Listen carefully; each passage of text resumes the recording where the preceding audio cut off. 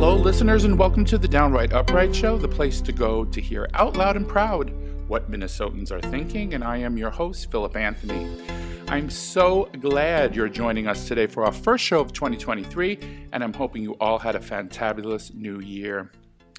My special guest today is Keith Johnson, the principal singer and songwriter for the popular Minneapolis band, The Knolls. That's Knolls, formerly Keith Johnson and the Grassy Knolls. Their release, My Endless Parade, has received extensive praise from the likes of Buddy Miles and Gary Raychek, manager of the iconic 60s group Strawberry Alarm Clock, who most of you know had a #1 hit song with Incense and Peppermints, as well as praise from the Minnesota Association of Songwriters President W. Hamilton, who provided a particularly favorable review of Keith's vocal ability. As unique and engaging, the song also has been embraced by college and independent radio stations throughout the country, notably charting at #2 on KURA, just outside of Denver, Colorado. The rich, textured sound of the Knolls is primarily driven by the acoustic guitar and the classic Wurlitzer. An adept musician, Johnson alternates among lead vocals, acoustic guitar, and even takes a seat behind the drums. The Knolls sound is a modern-day lament, at once pure of intention and disarmingly cynical, wrestling uneasily with spare sardonic wit, and featuring lyricist Rick Raver. Woo, that was a nice one. Welcome, Mr. Johnson, to the Downright Upright Show. May I call you Keith?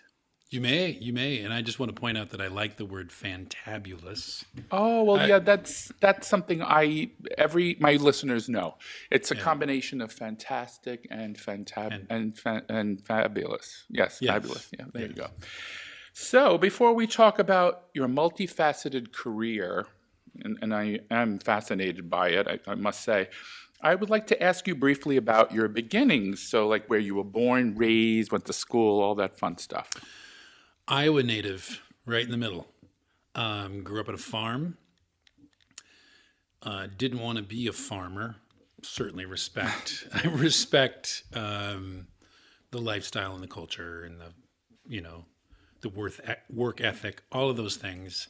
Did you farm yourself as well? Well, I was out there driving tractors and really, yeah. Look at you! Wow. However, there were instruments. Mom was a music teacher, so there were instruments in the house. Okay. So there was a lot of downtime. Except we had hogs and horses to tend to. There was a lot of downtime during the winter, in particular during the winter. So fortunately, there were, particularly this time of year, it gets lonely out there in the middle of Iowa. Right. Because it's not exactly the tropics there either, Right. It's as a preteen, when there's a guitar in the house, Mom had already made the attempt of sending me and my twin brother. I have an identical twin brother, by the way. Sent us to get piano lessons when we were 7, and I think we were done by the time we were 8. Is your brother, musically inclined as well? Oh yeah, he's a semi-pro musician as well. He's a way slicker guitar player than I am. Okay. So, fortunately there were instruments in the house, one of which was a guitar, and then there was a day when Mom just showed up with a drum set. Really? I looked out. We had a big bay window in the dining room, and I looked out, and she was unloading a drum set. Oh, wow. From the trunk of the car. And I had no inkling. And I thought, what is this? What is she doing? I don't know. I don't understand. Most things I understand. Yeah, Here she comes with a drum set, and it was set up in the living room. For so I learned how to play the drums in the living room. Wow. Or there is rather, it's sort of a wing of the living room. I'm making it sound like it's some big, huge, giant mansion or something. Mm-hmm. This was a classic farmhouse in the middle of Iowa. But she had, where the couch and the TV and everything are. We had a big old console TV. It was the 70s. Okay. The early 70s. I'm dating myself. Okay. But then just off the living room, there's a piano, and just next to that was a console stereo. The one with the, you remember the console The stereo. old furniture ones. The one, yeah, looked like a piece of furniture. Opened on the top kind of thing. My drums were set up right in front of the console stereo and next to the piano. Mm-hmm. So away I went. And I remember friends of hers. There was a colleague. My mom was a music teacher, and there was a colleague that was at the house and asked me if I could play Wipeout. And I, of course, I sort of snobbishly looked at her and she came back at me and said, "Oh, are you above that or something?" But because that wasn't, for me, that wasn't cool at the time, even though it is now. Right. All right, so I digress. Years later, I joined a rock band and started performing when I was a senior in high school. Mm-hmm. Got paid to go out and play proms throughout the state of Iowa. Cool. They let all the other members of that band were Iowa State students. Mm-hmm. And of course, I had no academic identity at that point in my life. I wasn't really sure of myself, what I was going to do. I didn't know. I had no idea. And which is common. Yeah. Which is common. Mm-hmm. I think more common than not, in fact. Right. I always think it's interesting when somebody's just, they're 16, 17, 18, they've got it all mapped out. They know where they're going to school. They know what they're going to do. I admire it, but I also think perhaps it's more common now. But when you're in the middle of Iowa on a farm, when the generation before you, it was, I used to hear my grandpa say, if your dad was a farmer, you were a farmer. Right. Yeah. And so that was just how it. Right. I wanted to ask you something before we go to the next question. What fascinated me is your mom brought the drums to you without you asking, "Mom, can I play the drums?" Because that's an instrument, I think, if I'm not mistaken, parents dread because it's noisy and it disrupts the household. And because I had a friend, actually, this is why this is conjuring this up in my brain. He wanted the drums, he wanted drums, and his father bought him drums, and the mother was so upset. And he was just banging those drums all day, and she was going insane, basically. It is curious, isn't it? Yeah, isn't it? How did they put up with that? I think it largely was driven by the fact that, I think I was at the time 11 years old. And all the more reason. I had no real sense of identity at that point in my life, except I loved football and I loved music. And she saw the disappointment too in me when there were concert band tryouts, and this, from that spawned, a position in the pep band or the marching band. And, right. But usually the foundation was the concert band. And she saw the disappointment when it was time for tryouts and everybody lined up to play drums, and they had too many drummers. And by that time, by the time I expressed interest in the drums, we've already got 8 people who want to be, want to perform in the drum section. Mm-hmm. I was disappointed, and then the teacher came to me later and said, "Okay, I think we can make room for you." Perhaps the teacher sensed disappointment. Don't mean to toot my horn, but I eventually ended up being the first chair. So, which is, in the hierarchy of concert band, that's a good thing. Yeah. I got to tell you too, this was partially driven by, and not, there was a drum set. The school suddenly bought a drum set. And I remember walking into the band room and there's a drum set. This is unbelievable. I can't believe it. What am I seeing? And there was a guy that I wasn't really very fond of in my class. He was kind of a bully, smart aleck style, brand of bully. I'm so familiar with that. Yes. Yes. Yeah. We all. I think we. As a gay man growing up in New York and macho land of the 70s, I really encountered many people like that. Yes. Well, and you can imagine yourself in Iowa where everybody was either a farmer, a gearhead, or a jock, primarily. And Right. might have had your, occasional, real country guy that could literally live off the land, Right. hunting and trapping and all that stuff. Hunter-gatherer. Hunter-gatherer, yeah. And none of those were my bag. None of them. I was not true blue farm kid, even though I did farm work. I wasn't like, I was track and field, but that almost didn't Fizzled count. out. That didn't count on the scale of popularity in a high school. Yeah.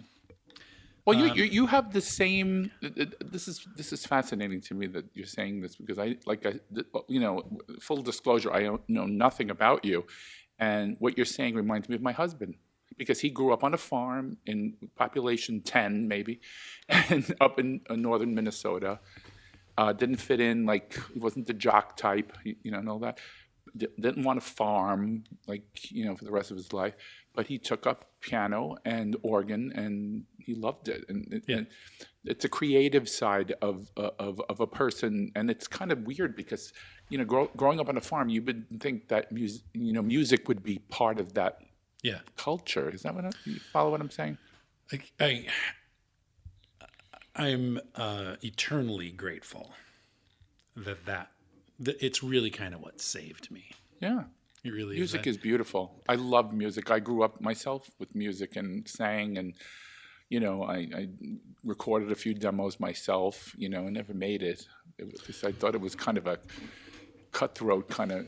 I think I said this on one of my prior shows that one of my producers said, "Philip, you got to butch it up a little. You're a little, because I was very, I wasn't the most masculine little guy, teenager, and I couldn't, and that's, see, today it wouldn't make a difference if I was a singer and I wasn't, the mold, fit into the mold, But back then it was, you had to look this way, you had to act this way. You follow what I'm saying? Yeah. So it was a very different, Anyway, so do you mind if I just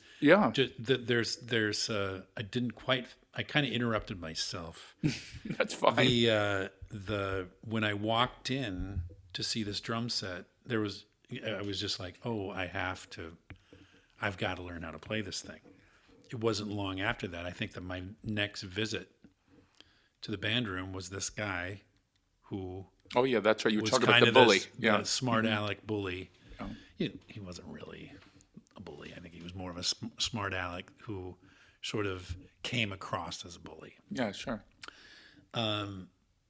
Probably a big softie. It's guys like that they probably cry themselves to sleep, or just holding a teddy bear or something. Yes. I think there was a little bit of a competitive nature when I saw that he was playing, and he seemed to have an inclination for it. I knew I certainly had an inclination for it, and I stuck with it. To this day, I still go out and play on occasion. So, music really has done a world of good to my. I mean, when I joined that rock band in my senior year in high school, I suddenly had an identity. I suddenly knew who I was. Yeah. Confidence went up. So, especially when you excel at it, whether it's the drums, singing, whatever instrument, because then you feel like, oh, I've done it. Now I am something. I made something of myself, or I'm proud of myself. I think that's even me. I was like the kid that nobody wanted to hang out with. I was the nerd. I was the, And when I realized that I had a talent, I could sing and move well, dance. It was empowering in a way. Sure. Yeah. Well, I guess this is piggybacking on that. When did you develop your love of music and your love of singing and playing the drums? Was it that moment that your mom came in there with the drums? And where did the singing come from? Like, how did you develop that talent? I had older brothers, and I recall a time when my oldest brother came home with with a Beatles album. He had a couple of them. I think he had the second album, the Beatles' second album, and I think one of That was kind of mid-60s. Yeah, it was. It had been released. It had already been out for several years, and then I think he came home with one of the compilation albums, so all their hits. And I just remember immediately connecting to the melodies right away and singing along, and could keep up with the melodic structure without even knowing the melodic structure because it was so infectious. Yeah. Not that it was so much predictable. It's just, by that, as soon as it was sung, let's take 8 days a week. As soon as it came around to that second, the chorus represented itself just for the second time, I was already just singing along. Mm-hmm. So, did you relate to Ringo because you played the drums? No, more or more Paul or John? John, Paul, and George, probably more because the vocals, vocal layering, and right, and the screams and all that. That was really what I really ultimately. I think if you, I love. Well, I tell you. The drums was not the first instrument I had begun to learn. The first instrument I had begun to learn was the piano. I just didn't stick with it. I think if somebody had just taught me how to play Let It Be, I'd be playing. I would have just continued. I would have been on a continuum. I would have kept playing. Great song. But instead, or an Elton John song or something. But instead, I was, it was all just very mechanical, and I was just doing exercises that weren't necessarily structured around a song. Right, it was just to get my fingers to work, which makes sense, which is necessary. But for me, it's all about the structure of a song. Did you excel at the piano at all, or you just gave it up completely and went to the drums? No, I came back to the piano. I probably spend more time on the piano than I spend on any other instrument. Because that's a good instrument. I'm sure I'm speaking to the choir here. You know what I'm going to say. It's the instrument most people use to write a song, right? To write the melody, because it's easier with a piano than any other instrument that I can think of. Sure. Right? Do you mind if I send you a song on which I played all the instruments? It's just piano. I play drums. I sing. I think I played I tracked the bass guitar and then conguitas. Can I send you that? And then maybe the listeners, the listeners can just check out with who is this guy, and they can have a little sample. Absolutely. Cool. Awesome. Yeah, I would love to I'd love to hear it. Yeah. So now I want to talk about the Knolls, and I'm going to tell the listeners it's Knolls. Correct. When and how did you form the group? Tell us the whole history and how it began. Well, I got to be honest. It's really not so much a group. It's me and a lyricist. He writes somewhere between 70, 75, perhaps even 80% of the lyrics. Is that Rick Raver, That's the gentleman I Raver. mentioned before? Okay. Yeah. Mm-hmm.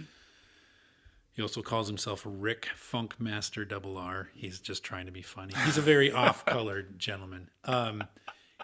So it's really he and I write songs. And since I was a kid, I would create melodic structures, and I would have a theme, and I'd have maybe part of a verse, but for whatever reason, I'd roadblock.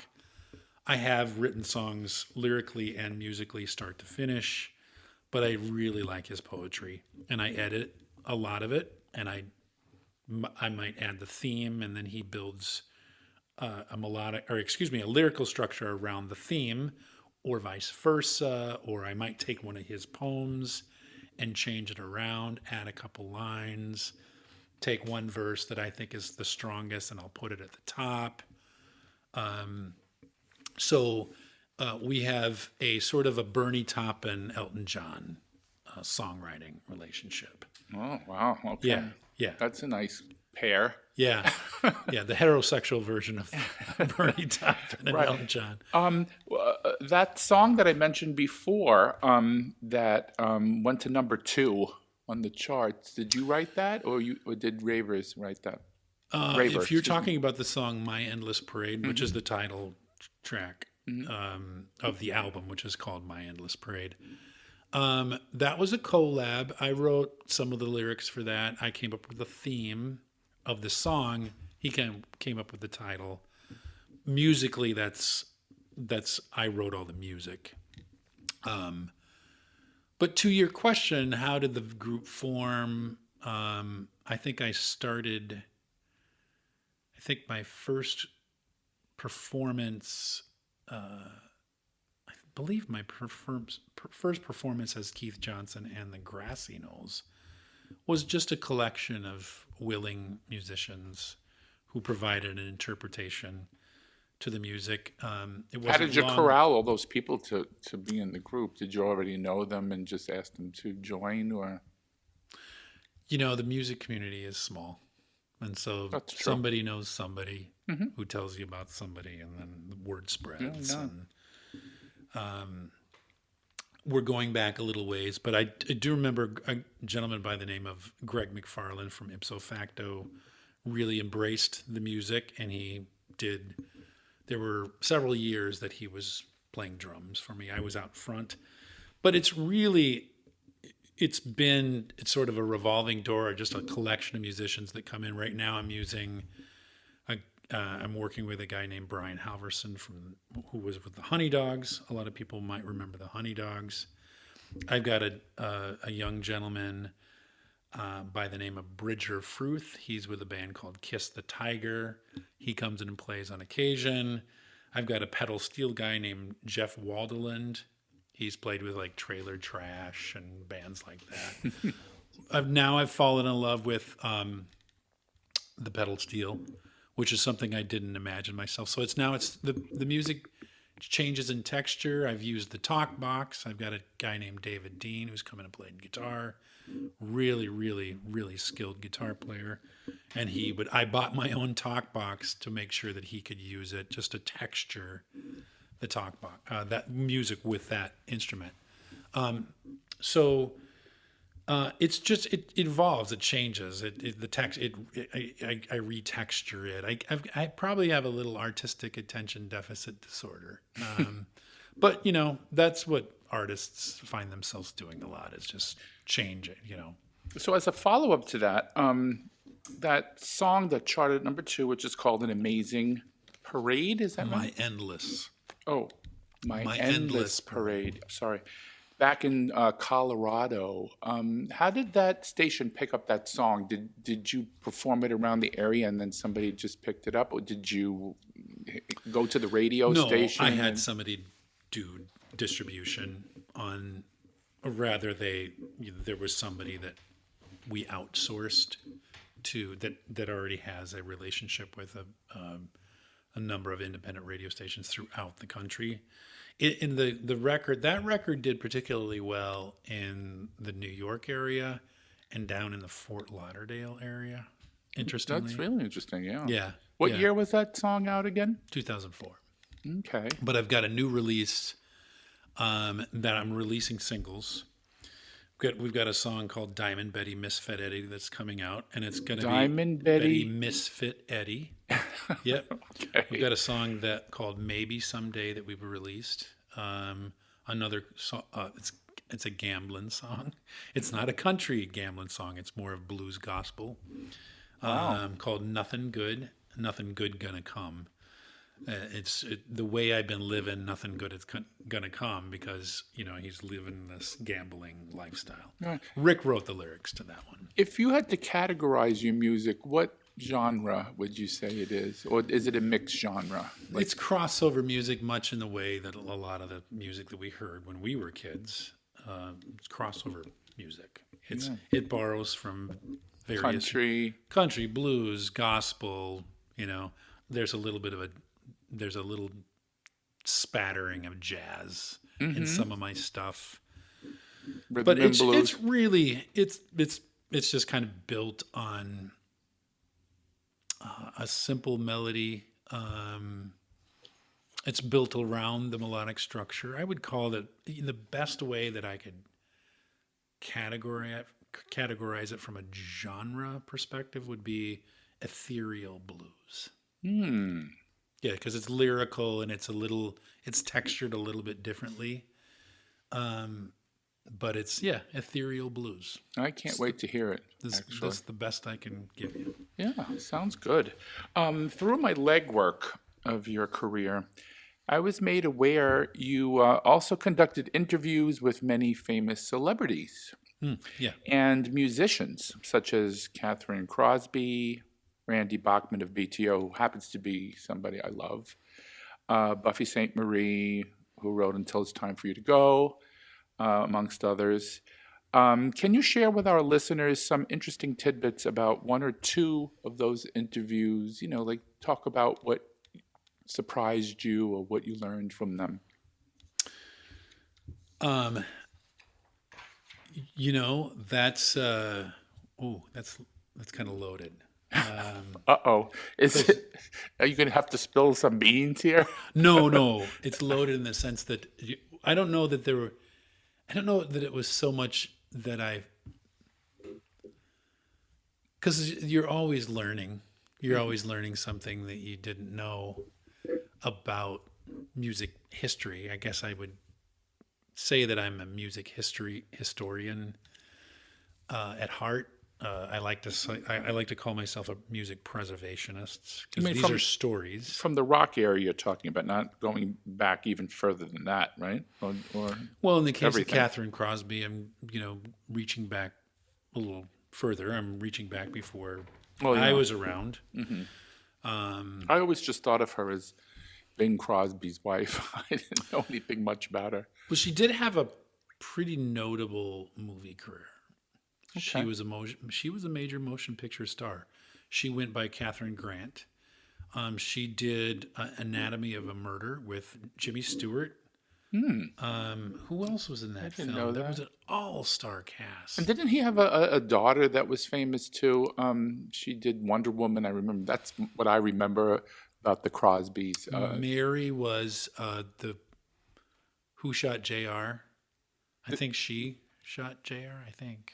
I didn't follow. Could be. Yeah, I I didn't. think We'd you're have to right. Google that. I don't know. Yeah, you could be right. I just remember her from Wonder Woman, the daughter, and I can't remember her. Is it Mary Crosby? Maybe you're right. Yeah. And that's who I thought before the interview. Full disclosure, Keith and I were talking, and I thought he was talking about Mary. It turns out it's Catherine. Catherine. Yep. Yeah. So she. What about BTO and Randy Bachman? What was that like? Well, first of all, we should probably note that actually preceding BTO, there was the Guess Who, and I was a big Guess Who fan as a kid. So this was a big deal to me to be able to talk to him. Right. He was going to be. I didn't want to age you that much because I loved Guess Who as well. Yeah. These Eyes and Laughing. Didn't they do that too? A lot of songs. Yep. No Time Left for You, right? Yep, They No did? Time. No Time is the name of the song. No Time. Yeah. Undone is another one. Yes. Great song. That actually American circles- Woman, right? American Woman. Yep. A song that they wrote just as they were preparing for a show. Well, they're Canadian, just- so that song was like to diss American women, I guess, right? Is that what it was about? I think it represents America as a whole. Oh, yeah. I don't think it was about women per se. Well, no, right, yeah. But however, that circles back to your initial question about was there anything that surprised you? I think having talked to Randy Bachman about his experience meeting Les Paul, Oh, yes. he told a story about, he's told it in other interviews, but he gave me a little something that he didn't think he had told anybody else before. He said, here's something that you And should Mary know. Ford, wasn't he excuse me, I didn't mean to interrupt. Wasn't he famous for doubling vocals? He's the one that created that phenomena, where you sing, a person sings and then they sing again and layer Like their vocals. Like a call and response sort of a thing. Or simultaneous, unless I'm thinking of the wrong person. But I thought it was Les Paul and Mary Ford. I know that they worked together often. But in fact, they were performing on this night. Now, Randy Bachman was outside the venue because they had told him, "Kid, you're not old enough to get in here." He apparently was outside the venue when if I recall, it was a Cadillac that pulled up, and this gentleman says, "Hey, kid," but asked him a question about what he was doing, and he said, "They won't let me into the show. Come with us. Come with us." So here's Les Paul and Mary Ford inviting a young, I believe 14, 15-year-old Randy Bachman into this venue. Mm-hmm. He got to be backstage, and he could see through the swinging doors, the little oval, not oval, but round glass. He could see through the window the performance from behind the stage. Well, who else was at that show in the actual audience? Apparently, Neil Young. Oh, no. Because they had talked years later. I think this was back when... I would have passed out, personally. Those are big people you're talking about here. Yeah. Yeah. That was something he didn't think he had told anybody else. He said, well, here's something for you that I haven't told anybody else. And it was that Neil Young was in the audience on the other side of those swinging doors. Look at that. So, anyway, both from Winnipeg, Canada. So, anyway, there you have it. Some great Canadian performers that, Canada's not given the credit, in my opinion. So many, like Gordon Lightfoot and Anne Murray. I can be here all day, but Randy Bachman was Canadian, and he was the lead singer of the Guess Who. Was it the Guess Who or Guess Who? They changed their name. I think it just Guess Who. Yeah, okay. I think you're right. And then he went on to be with BTO, Bachman Turner Overdrive, and they had Taken Care of Business, of course, and you ain't seen nothing yet, which was the sounds like he was stuttering in that song. That's what made this song such a big hit. Yeah, it was cool. As a follow-up, you interviewed many other musical acts as well, other than those people that you had mentioned to me. Can you grab one out of the sky and talk about that one? John Waite was particularly engaging. It was really like talking to an old friend. And this is somebody, bear in mind, this is somebody as a kid I idolized. Can you tell the listeners who we just give them a little... John Waite had, he was in the Babies. Oh, okay. 77, I think they had a top 20 with Isn't It Time? Isn't It Time, yeah. And then another top 20, top 15 right in there with Every Time I Think About You. Mm-hmm. Think of You. Mm-hmm. Every Time I Think of You. And then during his solo career, he had a number one hit with Missing You. Oh, yeah, that's right. And I think that came out in 84, I believe it was. Could be, yeah. So... And I've got here's an interesting John Waite story for you. However, back to the original question, mm-hmm. John Waite was just particularly down to earth, easy to talk to. I think he was it sounded like he was just drinking tea, hanging out near his balcony, perhaps. I don't know. I could see it. It seemed like I was there with him. So this was a virtual interview you were having? Yeah, over the phone. He was coming into town to do a show at it was part of the Buck Hill concert series, which is a concert series that has just begun. That's here in Burnsville, you mean? Yeah, every summer. I think they skipped a summer for obvious reasons. And I don't know that they're getting the acts that are as big as this particular series, because Lou Gramm was there. The following night was John Waite. There seems to me Don Felder was there too. So I've got a story about that as well. What group was he in again? I'm the blanking. Oh, yes. This was the originator of Hotel California. Okay, yeah. So anyway, he was promoting that show, and he said, we started talking about beer towards the end of the interview because I'd said, yeah, my English ancestors actually were the first hops farmers in Wisconsin. Levi Coddington was the name of Jesse Coddington. His son was Levi Coddington. Jesse Coddington was the first hops proprietor, and I think it was central Wisconsin near Baraboo, which isn't far from Madison. So we suddenly were talking about beer, and then he said, "We'll come on back and, knock on the door when you get there."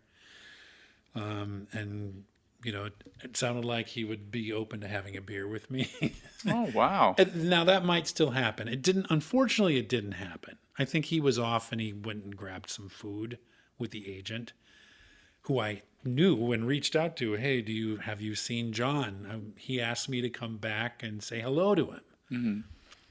Well, it didn't happen. But you know what happened the night before?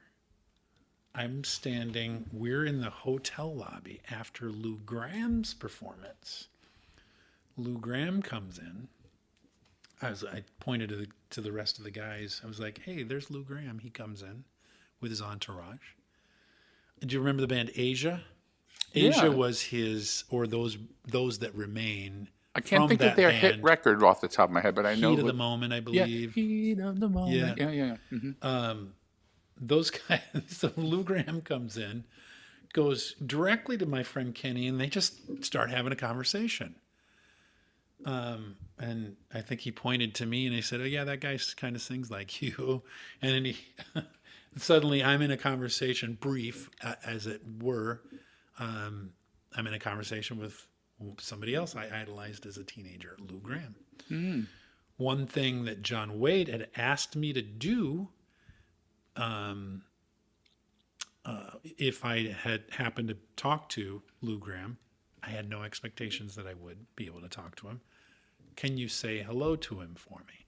So I was able to say hello to Lou Graham from John Waite at the request of John Waite. It's not over yet, though. So Lou goes about his way. They go to their room. We're still down in the lobby. I walk up to the clerk. I say, hey, is there a pub around here? We're in Burnsville. That's not that far from me, but, some parts of Burnsville probably felt like Mars to me. They're just completely unfamiliar. So I said, is there a pub around here? The hotel bar had just closed.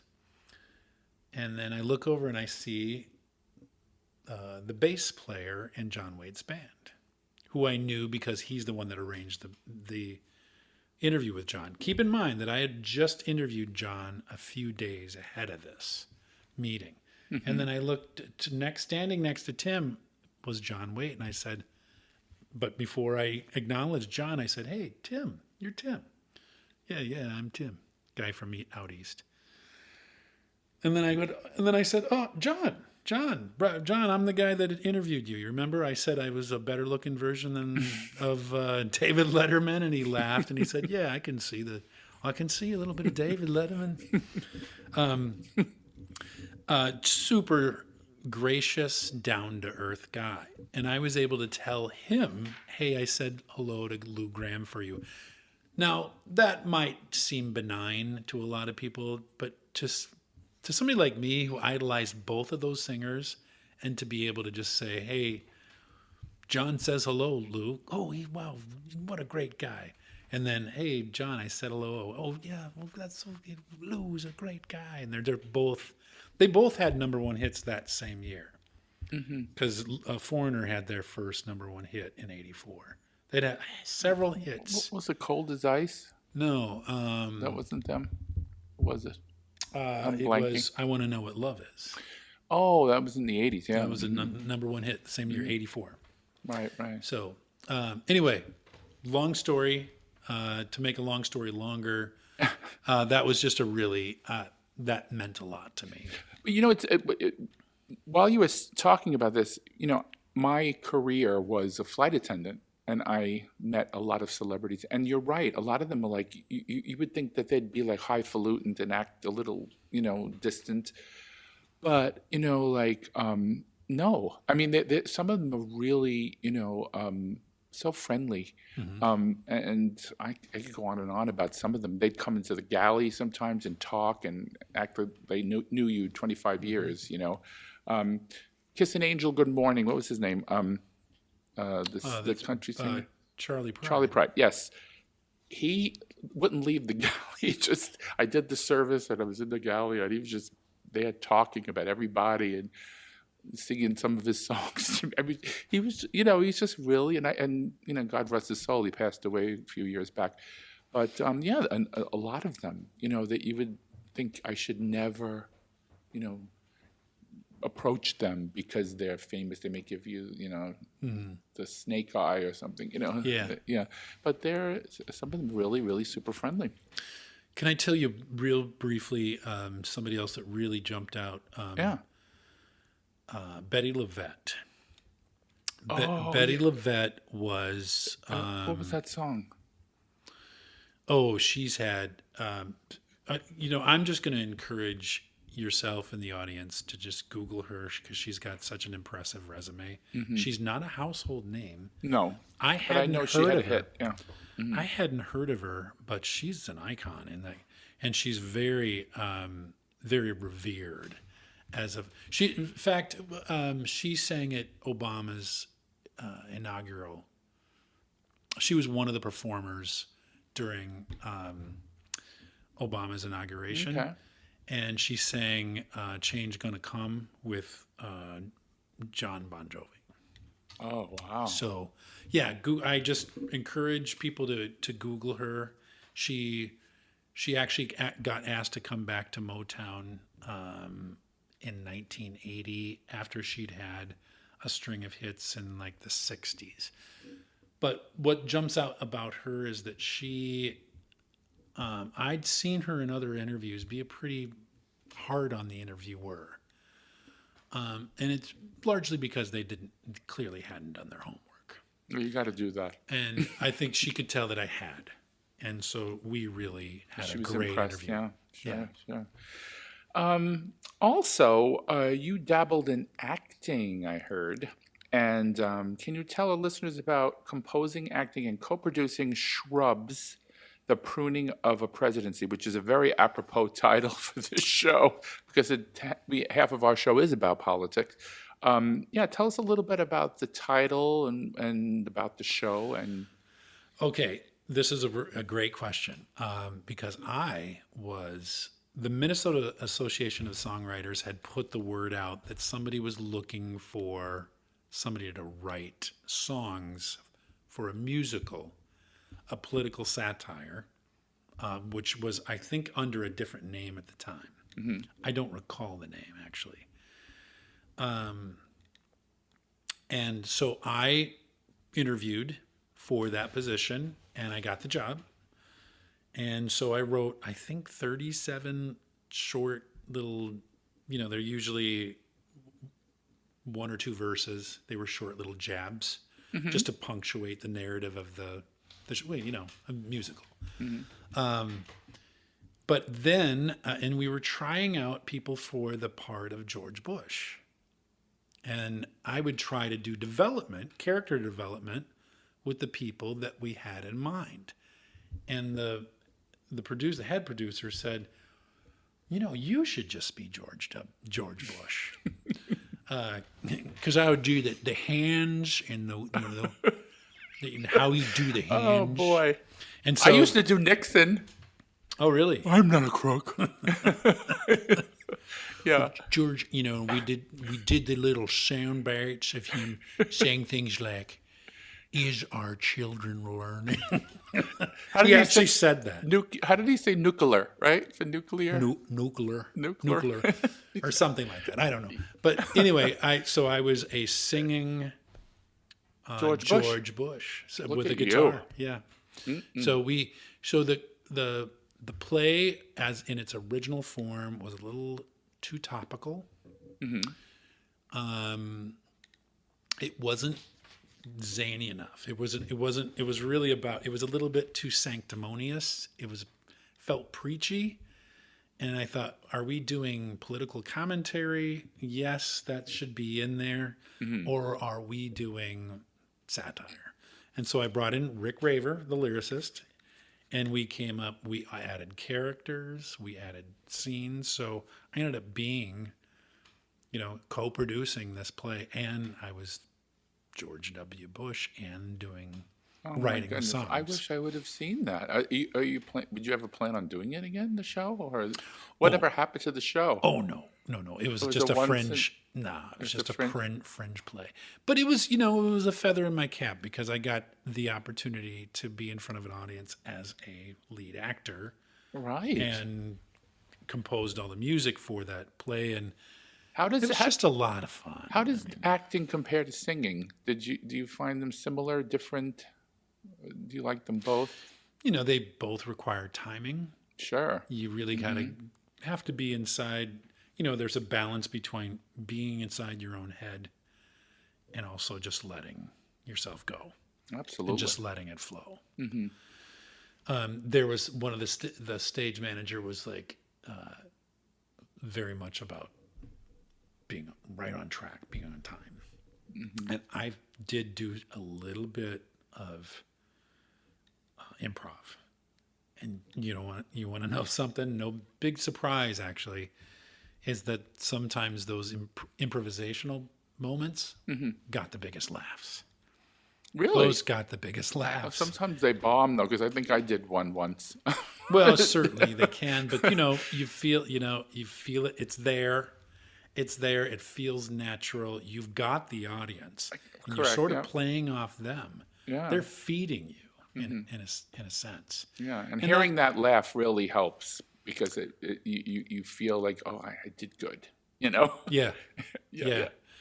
So that's when it becomes that's really sort of cancels out.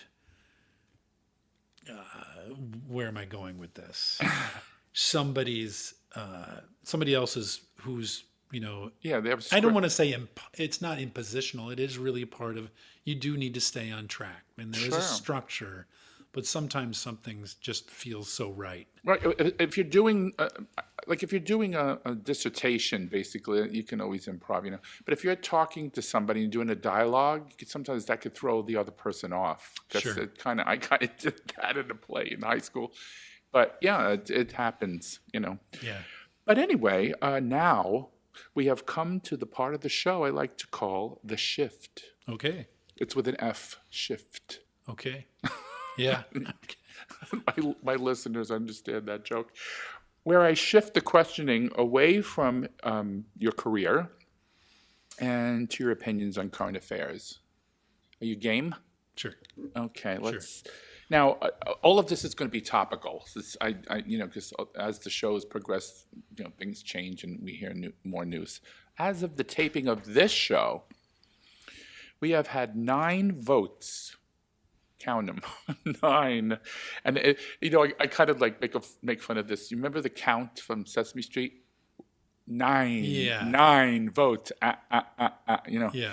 There was 9 votes for Speaker of the House, and we still don't have a speaker after 9 go-rounds. What do you think should happen now? Should Kevin McCarthy give up and give someone else a shot? Or keep trying and not let the MAGA wing of the party get their way? Because, it's kind of like, a catch-22. You give them their way, and they're going to control the whole ball of wax.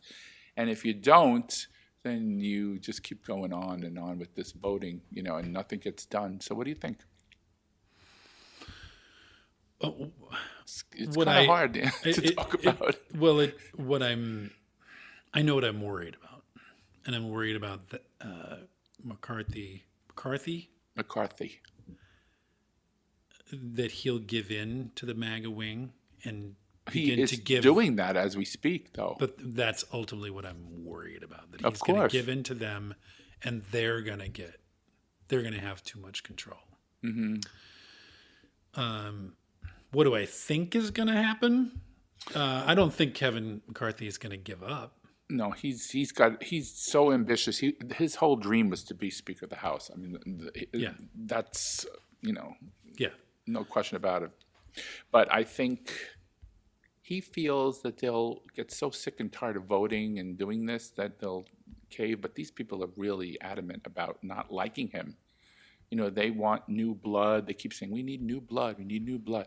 And then he talks to them, I'll give you this, I'll give you that. And, he keeps giving them concessions, and they're still not budging. Yeah, And right. that's frightening how could you, run a government when you're being strong-armed like that, right? Yeah, right. Yeah. Anyway, but This is historic, though. oh, This God, is the yeah. first time this has happened in a century. Over 100 years, I think. They said in the 1800s. I'm not sure of the exact year, but yeah. But the guy that ran 9 times last time ended up winning the 9th time. This is not happening. This is worse. So Yeah, I don't know. just never been through a political climate like this Yeah, me neither. in my lifetime. I just think, in my opinion, anyway, I know it's about your opinion, but in my opinion, I think they should work with the Democrats and try to get a little bipartisanship going and get a speaker that way. Maybe get a very moderate Republican and have the Democrats say, okay, we'll take him over, McCarthy or. What's the likelihood of that happening, do Well, you think? a lot of the pundits on TV are talking about that. There's a guy that keeps throwing his name out, Fred Upton. He's a very moderate Republican. He's like the old school Republicans, that aren't, cuckoo for Cocoa Puffs. But I don't know. Well, it may happen. It may not. What's really perplexing to me is that there is still a wing of the party that's still hanging on to Donald Trump. Oh, yeah. No And question. by Matt Gaetz saying his name Oh, my goodness. out Did you hear loud that today? Yeah. as if that's still... he hasn't gotten it yet. He hasn't gotten the memo that it did them a lot of harm in the midterm elections.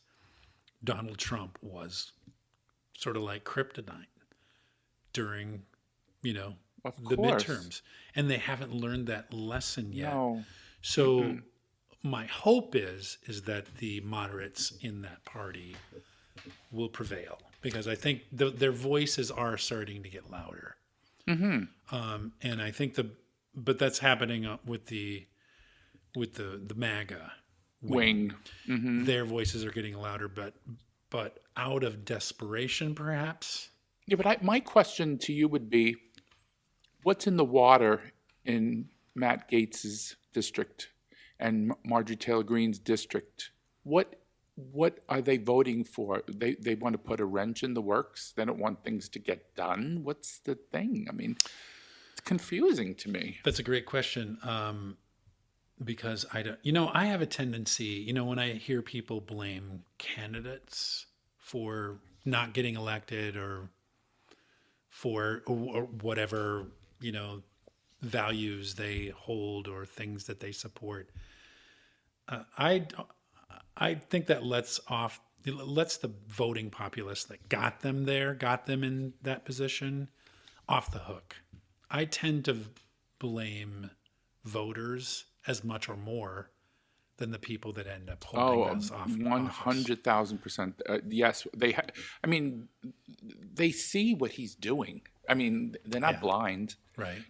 And instead of saying, we need we need to get things done. We need to have them work together, because one party is never going to take total control of this country. You have to work across the aisle to get things done. And he's got no semblance of sharing and understanding the other side. He just doesn't, and that's scary to me. I mean, and it's him. Although Marjorie Taylor Greene, believe it or not, she's voting for McCarthy. She's voting for the, traditional candidate, which is strange because you would think she'd be off the deep end. He's pretty far right, though. Right. Yes. Yeah. Well, so was the whole party now. That's the problem, There are very few. Is the pendulum swinging back towards the middle, though? Yeah, I hope so. Yeah. I would love to see a normal Republican Party that you wouldn't have to worry that they're going to, we're going to have an insurrection or we're going to have people denying elections. Well, and that we want to win elections. because because if you want to stay out here in MAGA land, that's not going to advance anything. Well, that Carrie Lake, the woman that was running in Arizona for governor, she still claims she won the election. She's got all these lawsuits. I mean, it's just bizarre what these people are putting out there. And I guess they feel that their followers will follow them and believe it and maybe send them money. I don't know. I don't know what the whole thing is. Is the collective voice of the MAGA wing are they becoming less prevalent? I think so. That's my opinion, though. I don't know what's going on behind the scenes, but hopefully when the nominations come for president, Trump will not be the nominee, because that would just be really sad. It would hurt the country more than anything else. I mean, really. I mean, remember those 4 years, how divided this country was? We don't want to go back to that. We're recovering from that slowly now, so, did you have something? I'm sorry. Well, it may bear out in another question, but I actually have some thoughts about who will get the Republican nomination. Oh, that's one of my questions. Oh, that's going to come. I think it's the last question, actually. We're going to get through these really quick anyway. What are your thoughts about Buffalo Bills safety Damar Hamlin suffering a cardiac arrest and collapsing after a tackle by an opponent? Should there be better protective equipment for football players, or more stringent early detection of the player's medical health, or something else that could prevent harm or death to players in the future? I think somebody missed the ball here. Before a game, shouldn't they get a stress test or do something, like that? Because it's a very, very physical game, right? Yeah. So you're saying that is there something? Yeah, like what do you think could prevent this in the future? Because this is not good. I mean, and then also, they have helmets, but look at the concussion rate amongst professional football players. They grow up and they lose their mind earlier, and almost like that Muhammad Ali syndrome, where he couldn't remember his name, or he couldn't talk, or So is there anything we could do about that? I mean, other than obviously just do touch tackle, but it's not a good. Well, here's what resonated to me when that occurred, when this unfortunate incident That's what occurred, I'd like to ask you. Yeah, is that first of all, he had care. He's lucky to have had care with with such urgency and immediate, so immediately. Yeah, they went right to CPR. Mm-hmm. He also had so much support around him. Sure. So he's lucky in that sense. This is a 24-year-old gentleman. Yeah, I believe he's 24. Yeah. So he's got youth going for him.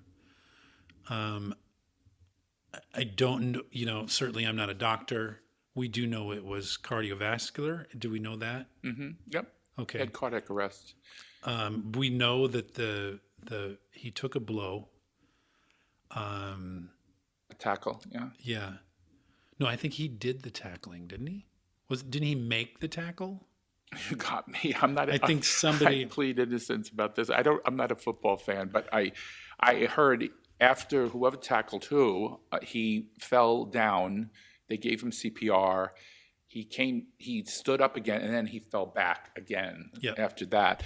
But the update today was that he's doing much better. He's recovering, but still, I mean, I don't know if I'd make him go back on the field after that. I don't know. I mean, it's quandary for me. I think more is going to come out about this. Yeah. I think this is an evolving situation. Sport the high school that I went to, bearing in mind I was an enormous football fan as a kid. We didn't have a football team, and that kind of broke my heart a little bit. But the reason for that is because I think somewhere in the 20s, I think it was around 1929, our high school had done away, Stratford Community School, Stratford, Iowa, population 746. We had done away with football because somebody, I think it either been fatally injured or just Broke his spine or something. Yeah. something very serious. Right. And so, It's not in my opinion, this is just, Philip's opinion. It's not a safe sport. It's just not. And a lot of parents don't want their children to get involved in it in the first place, and get to like it, because they know down the road it's not going to be a pretty picture for them. Sure. Growing up with brain injuries and spinal injuries, and so you wouldn't have your kid play football? No, absolutely not. Me personally, in my opinion, no. There's other sports that are much more exciting, and that aren't as dangerous, like baseball or tennis, or, things like that. But anyway, I digress. Believe it or not, this is our next question. This is the year candidates will throw their hats in the ring for the nomination for President of the United States. This is, I think, the question you wanted to get at before. Sure. Who do you see as the leader of the pack and the Republican for the Republicans? And who do you think? And do you think President Biden will run again? Let's start with the Republicans. But part A of your question was about who will get the nomination, right? For the RNC. I think that person is, drum roll. No, I know you told me, so I'm not surprised. Everybody I say this to, I'm going to preface this by saying, everybody I say this to is like, really? What? Yeah, I said that too. Yeah. I'm not sure about that. And I'm not sure about it either. I could be dead wrong. I'm going to have egg on my face after this because I'm going to disagree with you, but I bet you could be right. But I could be right. I think it's going to be Mike Pence. Here's why. Yeah. Now, I know. I can hear the eyes rolling. By me having say that. This is a podcast, so you'll probably not hear their eyes rolling. Their eyes are rolling. You know what I mean. Background. I think it's going to be. Here's why I think it's going to be Mike Pence. I don't have a crystal ball. Sure. And I could be dead wrong, but here's why I think it's probably going to be Mike Pence. He, I think, amid the. On the assumption that Donald Trump doesn't, for whatever reason, drop out, or he doesn't get prosecuted and jailed or whatever, I think we can assume that's not going to happen. I hate to say that it's not going to happen because I'd like to say. I think it will, but again, I could be wrong too. But that's another conversation. On the assumption that Donald Trump and Ron DeSantis are running, I think those two are going to cancel each other out? Ron is going to borrow from the Trump playbook of being insulting, and they're going to try to out-insult one another. Yeah. And I think a lot of people, a lot of sane Republicans, a lot of the country is kind of like, this is kind of old. This is getting old. This whole, pie in the face stuff, it's old hat. So that will make Mike Pence seem really sane because Mike Pence is going to hold. He's not going to change. He's going to be the objective, probably very poised and very. He won't play into. Right, I see where you're going with this, but that'll make him stand out. I believe he'll stand out for that, and they'll go, "Oh yeah, Mike Pence sounds really together." Now I'm getting into the mind of a Republican voter that maybe tips even further. Not just well, he's an evangelical Pence. He's very, very religious. I mean, he's a real, evangelical, not the faux type that Pence. He's the real evangelical deal. Yes, that Trump is not. And Trump is not. So I think people are just kind of on to Trump at this point. Even though there are some people are like, well, gosh, but I think he's a phony. Yeah, he doesn't even know how to hold the Bible upright. I mean, it's just it's a joke.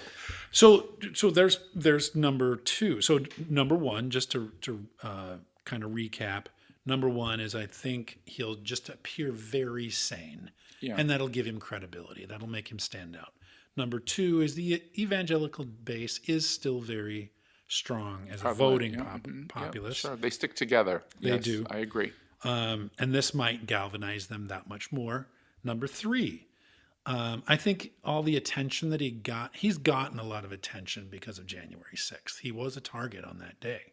Sure. His life was threatened on that day. Oh, yeah. That conversation is still happening because it is one of the most stands out as one of the most infamous days in our nation's history. It really does. So he's a part of the national conversation.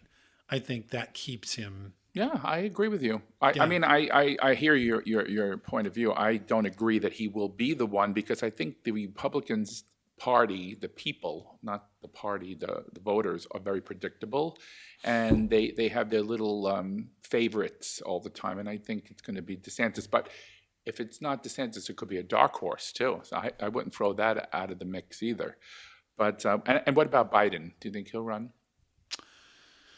Will it be him? Yeah, I think so. I think so. I think he likes the job. This is what he's been. I remember when he ran in '88. So he's now here. He is. Are we doing terribly as a country right now? No. There are some things that need the border. Some things do need to change. But he addressed that yesterday. He's going to go there, and he wants more money for border guards. He's trying to address that now because at the time he thought that maybe just sending, Vice President Harris down to those countries and see if they could nip it in the bud. It's not working. There's such an ingrained autocracy down there. Mm-hmm. I don't think they can work it that way. So I guess they have to do it the old-fashioned way, just stop people from entering at any cost. So we'll see what happens. But before we close the show today, Sure. Is there any political? I love that word, particular. Is there any particular political story that I haven't mentioned that you would like to address before we say sayonara today? You look puzzled. Political story or issue or something you just want to. I go to the Iowa caucus every presidential cycle. Do you? Because it's a. It must be fun. It's a feeding. But they're not going to be frenzy. the first. Did you hear that rumor? Republicans are going to keep them as the first. Oh, but I think I see. the Democrats are going to migrate to South Carolina. Yeah, I didn't hear that. Okay, maybe you're right. So, which means I'll spend time in both Iowa and South Carolina for the. I don't know if they caucus. Well, if you go to Iowa, you got to take me. I've never been to the Iowa caucuses. Well, so it's a feeding frenzy for the national press, or the international press. Oh, yeah. And you see all the candidates, and you see all the pundits, and corn dogs, or credible newscasters. So the food is supposed to be the big thing. Yeah. I was there in 2016. Ted Cruz had won in Iowa that year, barely edging out. And Donald Trump said he cheated. That's when I realized he was just a con man there. Because even then he said the election was fixed. Yep. And then with Biden the election was fixed. And now with this election the election was fixed. Fixed. Yep. Everything's fixed. Yep. It's all fixed. It's all fixed. So the other candidates were all they were in the city of Des Moines.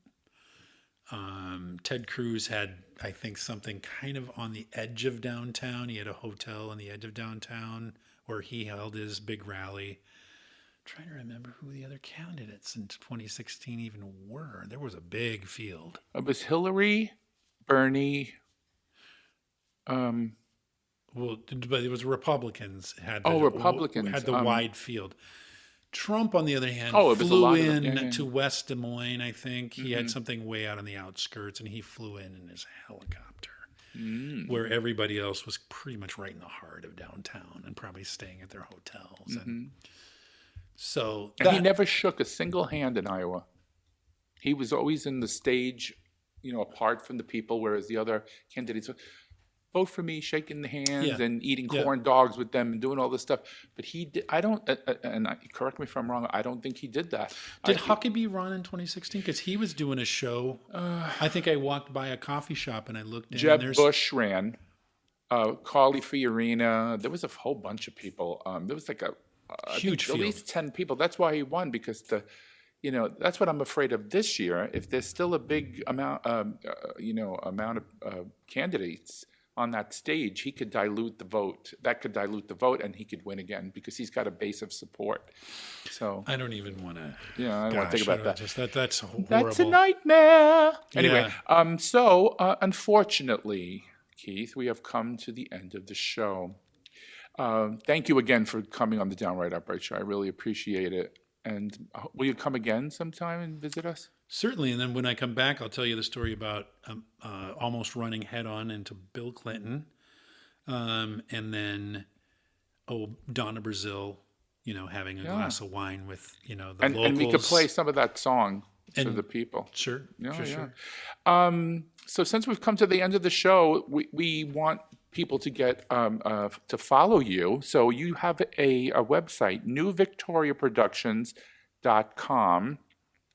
There's no spaces, NEWVICTORA productions.com. And also the Knowles Music on Facebook. Mm-hmm. And again, thank you so much for spending time with us on the Downright Upright Show. And to our listeners, thank you for spending time with us today. And please stay tuned for more of the Downright Upright Show in the near future. This is Philip Anthony saying adios and ciao for now. Thank you again.